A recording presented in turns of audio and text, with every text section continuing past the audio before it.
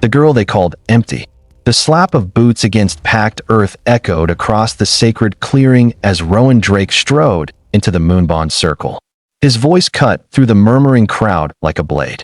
"Bring her forward." The command snapped through the night air. 2 warriors stepped aside, revealing Lyra Vale standing at the edge of the circle. 500 wolves watched. No one cheered. No one smiled. Some whispered. Others stared openly, curiosity mixing with cruelty. Lyra could feel every single pair of eyes on her. The full moon burned bright overhead, turning the clearing silver. In the middle stood Rowan Drake, newly crowned alpha of the Stormfang pack, tall and powerful, his dark cloak moving slightly in the night breeze. The same man who had once promised her everything. Rowan's gaze landed on her. For a moment, something flickered in his eyes, regret maybe, or hesitation. Then it vanished. "Lyra Vale," Rowan said coldly, his voice loud enough for the entire pack to hear. "Step forward." Lyra forced her legs to move. Each step felt heavier than the last. The crowd shifted as she entered the circle. A few wolves laughed quietly. Someone muttered, "The Empty One." The nickname followed her everywhere. Lyra stopped a few feet from Rowan. Her heart pounded so hard she thought the entire clearing might hear it. Rowan frowned. "What happened?" "Training accident," the warrior said through clenched teeth. "Shoulders torn bad." Lyra moved without thinking. "Let me see." The warrior hesitated. Rowan opened his mouth to stop her, but Seraphine spoke first. "Oh, let her try," she said with a smirk. "It's the only thing she's good for." Lyra ignored her. She placed her hands over the warrior's injured shoulder. The wound was deep, muscle torn, bone slightly cracked.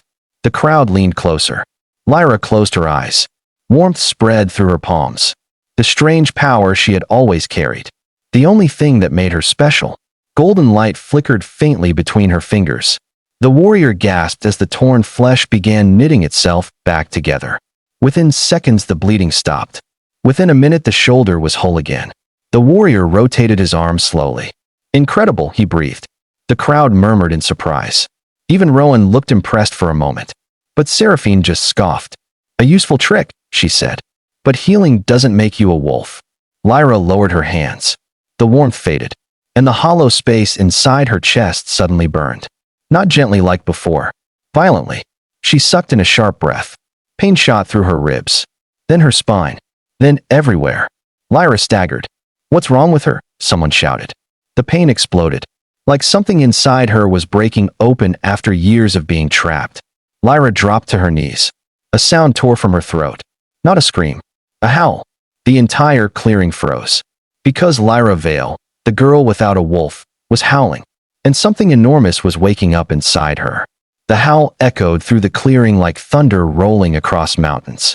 Every wolf froze. Lyra collapsed onto her hands, gasping as another wave of pain tore through her body. Her fingers dug into the dirt as if the ground itself was the only thing keeping her anchored. "What is happening to her?" someone shouted. Rowan took a step back, confusion flashing across his face. "Lyra?" But Lyra couldn't answer. Her spine arched violently. A crack sounded, loud and unmistakable. Gasps rippled through the crowd. Bones were shifting. "No," Seraphine whispered sharply. "That's impossible." Lyra's breath came in ragged bursts. The emptiness inside her chest, something she had lived with for 22 years, was no longer hollow. It was burning. Burning like a star trapped beneath her ribs. Another crack split the night air. Her shoulders broadened. Silver light flickered faintly along her skin. Lyra lifted her head, eyes glowing with a strange golden brightness. "I can't," she gasped. Then the transformation exploded. Silver light burst outward like a wave. The force knocked several wolves backward. Dust and leaves spiraled into the air as the ground trembled beneath the surge of power. When the light faded, silence fell over the clearing. Where Lyra had been kneeling now stood a wolf. Not a normal wolf. This one towered over the others, her fur shimmering pale silver beneath the moonlight. Her eyes burned bright gold, glowing with an ancient intensity that made even seasoned warriors shiver. The entire pack stared in stunned disbelief. "The Empty One," someone whispered. Rowan looked like the ground had disappeared beneath his feet. "That's not possible," he said hoarsely. Seraphine's expression twisted with disbelief and anger. No wolfless girl can suddenly become a shifter. The silver wolf lifted her head slowly. Her senses exploded open. Lyra could hear everything. The racing heartbeats of the crowd. The rustling leaves in the forest. Even the distant cry of a night bird miles away. For the first time in her life, she didn't feel empty. She felt powerful. Alive. A deep rumble vibrated through her chest as she took a step forward. The crowd instinctively stepped back. Stand down, Rowan ordered, though his voice lacked confidence. But before anyone could move, a new presence entered the clearing. Heavy footsteps approached from the forest. Slow, unhurried, powerful. The air itself seemed to tighten. Every wolf turned toward the trees. Then the warriors at the edge of the clearing suddenly dropped to one knee. "Hi, Alpha," one of them whispered. The forest parted. A tall man stepped into the moonlight. He wore a long black cloak that seemed to absorb the silver glow of the moon.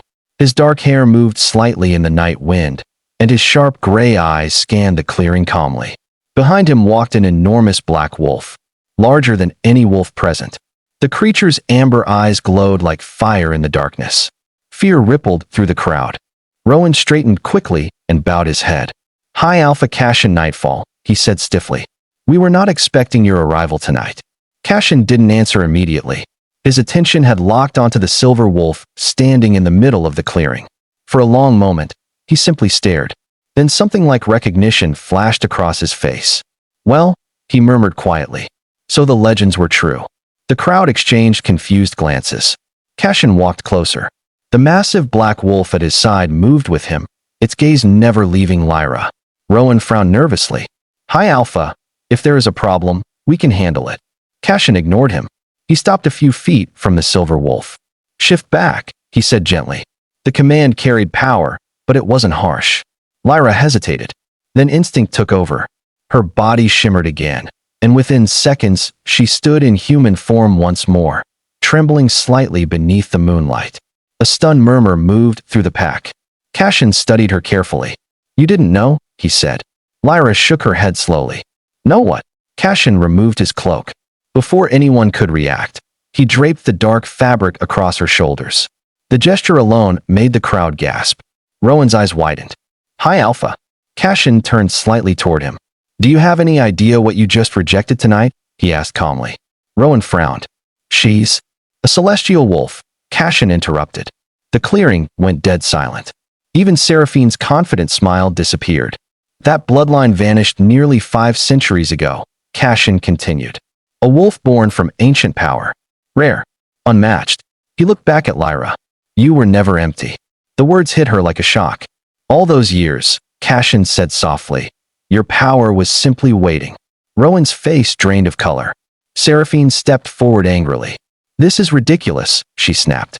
"Even if she has a rare wolf, Rowan has already chosen." Cashin raised one hand. Seraphine stopped speaking instantly. The authority in that small gesture was overwhelming. Then something happened that stunned everyone even more. Cashin stepped forward and knelt. The high alpha of all territories, one of the most powerful wolves alive, lowered himself onto one knee before Lyra. Gasps erupted across the clearing. Rowan looked like he might faint. Cashin held out his hand. "Lyra Vale," he said quietly, "stand beside me as my mate." The words seemed impossible. The most powerful alpha in the land. Choosing her. Lyra stared at him, stunned. "You don't even know me," she whispered.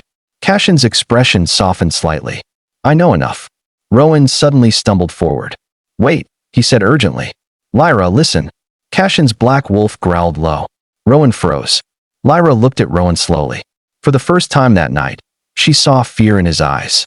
Fear and regret. "Lyra," Rowan said quickly, "I didn't understand what you were. If I had known." Lyra let out a small laugh.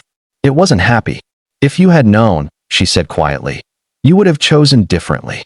Rowan didn't answer, because they both knew it was true. Lyra turned back to Cashin. "You're asking me to trust you," she said. Cashin nodded. "Yes. And you won't discard me when it becomes inconvenient?"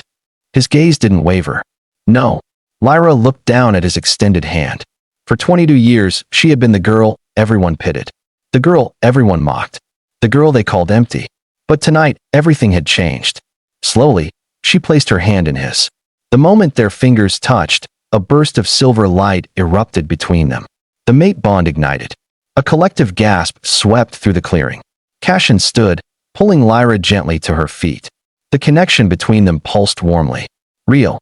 Unbreakable. Rowan stared at them in horror. Lyra, he said weakly. She met his gaze one last time. You made your choice, she said calmly. Cassian stepped beside her, protective and steady. Come, he said. Both of them shifted at the same time. Cassian's enormous black wolf landed beside her. Lyra's silver wolf followed. Together they ran toward the forest, disappearing into the moonlit trees. Behind them, the Storfang pack stood frozen. The girl they had mocked all her life had just become the most powerful Luna the territories had ever seen. And Rowan Drake could only watch as the future he had thrown away vanished into the night. If you enjoyed this story, don't forget to like the video, subscribe to the channel, and tell us in the comments what you would have done if you were Lyra.